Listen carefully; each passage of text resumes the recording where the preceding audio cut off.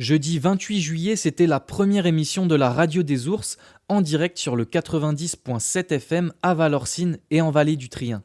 Nous étions au Café Comptoir et nous avons notamment accueilli sur le plateau Audrey Pénin, deuxième adjointe à la mairie de Valorcine. Est-ce que tu te rends compte que tu es un homme, toi? Je suis plus un homme, Balou. Je suis comme toi, un ours. Tout l'été, Globule passe au vert. Globule franchit le col des montées. On s'installe à Valorcine. Là où on l'a décidé, c'est-à-dire ici. La Radio des Ours sur le 90.7 FM à Valorcine et en Vallée du Trien. Quel plaisir de vous retrouver sur le 90.7 FM pour la grande première, la première émission en direct du Café Comptoir à Valorcine. Et on vous l'avait promis, on accueille tout de suite notre première invitée, Audrey Pénin, deuxième adjointe de Valorcine, avec toi Marine. Bonjour Audrey. Bonjour à tous. Alors pour la première émission de la Radio des Ours en direct du Café Comptoir à Valorcine, nous recevons aujourd'hui en première invitée Audrey Pénin, adjointe à la mairie de Valorcine, en charge de la culture, de la communication et des démarches participatives. Bonjour. Oui, bonjour. Alors est-ce que vous pouvez nous dire depuis quand vous occupez cette fonction et aussi ce que vous faites peut-être à côté? Alors moi, j'occupe ces fonctions depuis mars 2020. Jérémy Vallas, c'est son deuxième mandat a commencé en mars 2020.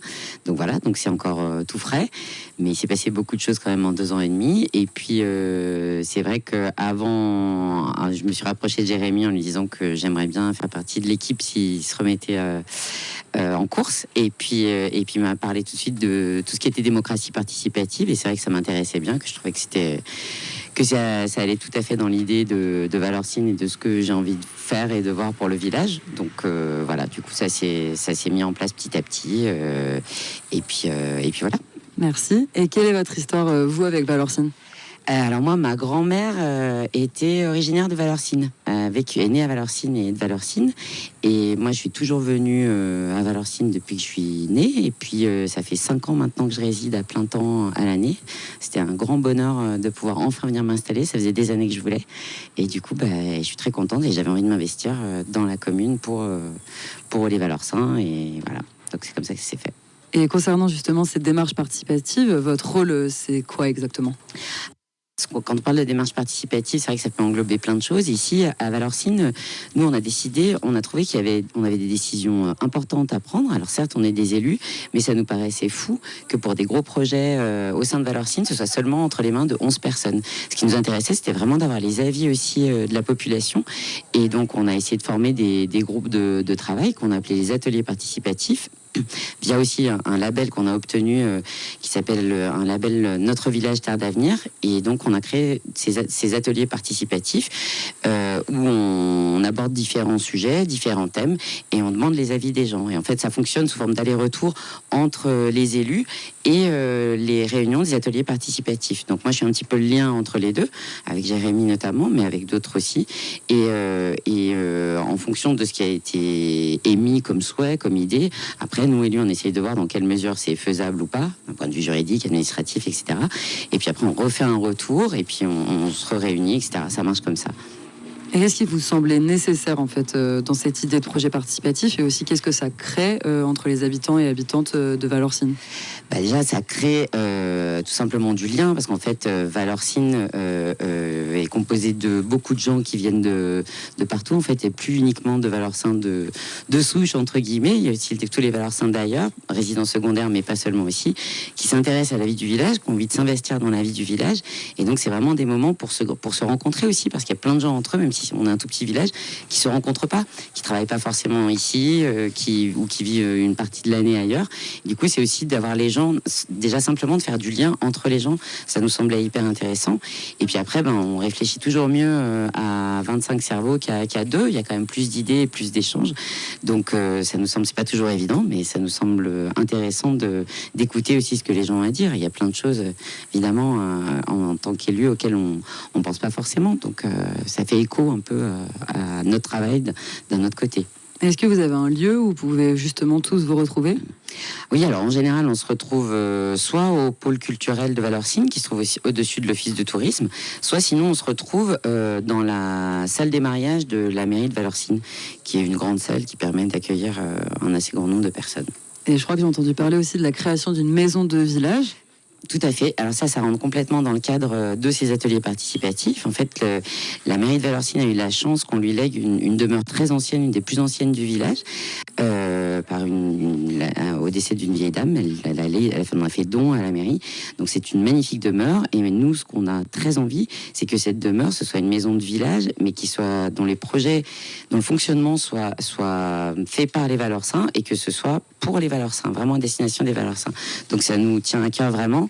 C'est la maison Nouflard, on l'appelle entre nous, parce que la dame s'appelait Geneviève Nouflard. Et donc nous, ça nous tient vraiment à cœur que les villageois s'emparent de cette maison et que ce soit eux qui s'investissent dans le projet, qui montent le projet, que ce soit des adultes, des ados, etc. Parce que pour nous, chacun a sa place dans ce projet et pour la faire vivre aussi ensuite. Merci. On va poursuivre cette interview. On va marquer une petite pause musicale.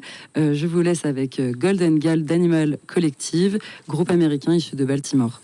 Et c'est notre première émission en direct au Café Comptoir à Valorcine. Si vous êtes proche de cet endroit ou même si vous êtes dans la vallée de Chamonix, venez, on est là jusqu'à 19h, boire un petit café, boire une petite bière avec modération, bien sûr. En tout cas, on vous attend et vous pourrez vous saisir du micro pour dire ce que vous voulez. Ce micro, c'est aussi le vôtre sur la radio des ours. Et on continue notre interview d'Audrey Pénin, deuxième adjointe à la mairie de Valorcine avec Marine. Alors merci beaucoup déjà pour cette première partie d'interview. On va revenir sur les projets participatifs. Après ce beau projet de maison de village, qui n'est qu'au début, je me demandais également comment vous faites pour faire se rencontrer et se croiser toutes ces générations, autant les jeunes que les plus vieux. Alors en fait, on essaye plusieurs stratégies. Hein. C'est pas forcément évident. Notre métier à la base, c'est pas forcément la communication, donc on tâtonne aussi un petit peu. Donc c'est vrai qu'on a fonctionné par affichage et par mail et par post sur la page Facebook de la mairie pour informer lors des premières réunions publiques et des ateliers participatifs qui ont été faits. Puis après, maintenant, ça se fait uniquement par envoi de mail avec toute la liste des participants qui sont intéressés. Et après, par exemple, on a commencé à mettre en place une commission jeune. Là, à ce moment-là, c'est la personne qui s'occupe des services à la population à la mairie, Rachida Salmi, qui a adressé, en croisant tout un tas de listes qu'elle a, elle, à la mairie, qui a adressé un courrier à chaque jeune de Valorcine âgé de 11 à 19 ans. Voilà, ce qui nous a permis aussi d'en rencontrer certains. Ils ne sont pas venus très nombreux, mais en tout cas, il y a eu cette première commission malgré tout. Et qu'est-ce qui vous importe dans le fait que des jeunes prennent aussi part à une vie de village, peut-être dans leur implication, leurs idées, et peut-être un retour aussi, quand on n'a peut-être pas encore quitté la maison, mais se rendre compte qu'en fait notre parole est aussi importante que celle des adultes. Oui, je pense que c'est ça, c'est de se dire, de leur permettre d'avoir un espace pour parler, en fait, pour discuter de ce qu'ils voient, de ce qu'ils ont envie et de comment ils voient Valorcine plus tard. Parce qu'en fait, malgré tout, si les jeunes qui sont venus étaient parmi les plus âgés de cette tranche d'âge, mais malgré tout, on sentait leur envie de se projeter sur un devenir de leur village. Ils sont quand même très attachés à leur village, même si les uns comme les autres partent pour des études diverses et variées. Ils ont quand même envie de savoir ce qui va se passer dans ce village et ils restent attachés à ce village. Et du coup, moi, je trouve ça très, très beau parce que ça se passe pas partout comme ça, d'une part. Puis je trouve ça encourageant. Et puis, je pense que voilà, si on arrivait aussi, s'ils ont la motivation à prendre part également à la maison Nouflard dans des idées d'animation qui pourraient avoir lieu ensuite dans cet espace, ce serait super parce que ils font aussi partie du village et je trouve que c'est super important de les écouter et de pouvoir accéder quand on le peut à leurs requêtes ou à leurs demandes. Et merci. Et donner aussi la parole aux jeunes, c'est aussi inventer demain et pouvoir avoir de nouvelles idées. Oui, tout à fait. Aussi marquer peut-être une place dans un endroit où on pense partir, mais on reviendra. En tout cas, on voit que Valorcine est assez engagée dans la place donnée à sa population. On espère que ça donnera peut-être d'autres idées à d'autres villages en France et dans la vallée. Pour terminer, vu que vous êtes aussi chargé de la culture, est-ce que vous pouvez nous parler de temps forts qui ont eu lieu ou auront lieu à Valorcine ?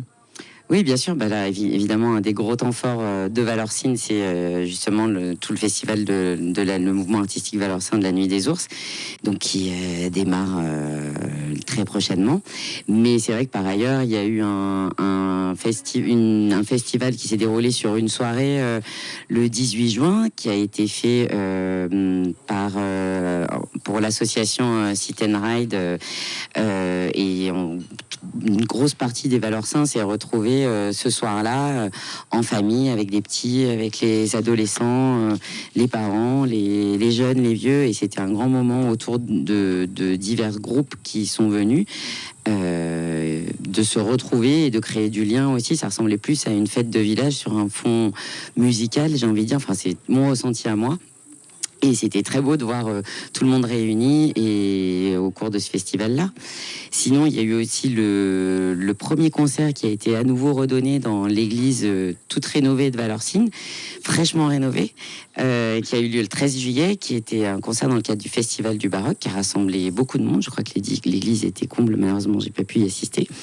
Donc voilà, donc il se passe des choses. Puis après, pour moi, la culture à Valeurcine, c'est toute l'histoire de Valeurcine et tout le patrimoine de Valeurcine aussi, tout ce qui se fait à Valeurcine. Et notamment la fête du 15 août, qu'on appelle à Valeurcine la fête à Doux, qui existe depuis de très nombreuses années. On en retrouve trace au XVIIIe siècle. Donc pourquoi le 15 août? Parce que l'église avait été consacrée à la Vierge Marie. Donc l'Assomption étant le 15 août, c'est le jour qui avait été décidé pour organiser cette fête. Donc là, après 2 ans sans fête, à cause de Covid évidemment, on se retrouvera le 15 août autour du marché des artisans d'art de Valeurcine et des environs. Et puis autour d'un repas organisé par le comité des fêtes, mais je crois que vous avez un invité qui vous en parlera mieux, l'amicale des pompiers de Valeurcine, etc. Voilà. Et en fin de journée, on propose à tous les Valeurcins, tous ceux qui seront présents, de se retrouver à 19h à côté de l'église de Valeurcine pour faire une petite séance de photos, parce qu'il y en a déjà eu une qui a eu lieu en 2004 au même endroit. Il y en a une autre qui a eu lieu, si mes souvenirs sont bons, en 2014 à côté de l'office de tourisme, donc dans la continuité de ce qui s'est fait avant. Et pour se retrouver à nouveau à côté de l'église, cette fois rénovée, on a envie de refaire une grosse photo avec tous les Valeurcins qui seront là ce jour-là. Merci à vous pour cet échange hyper agréable et super enrichissant.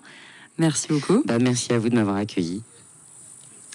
On se retrouve très vite sur le Globule Radio et sur la radio des Ours pour notre première émission sur le 90.7 FM à Valeurcine et en Vallée du Trien. Et toujours, mais ça vous avez l'habitude, sur le 90.5 FM en Vallée de Chamonix.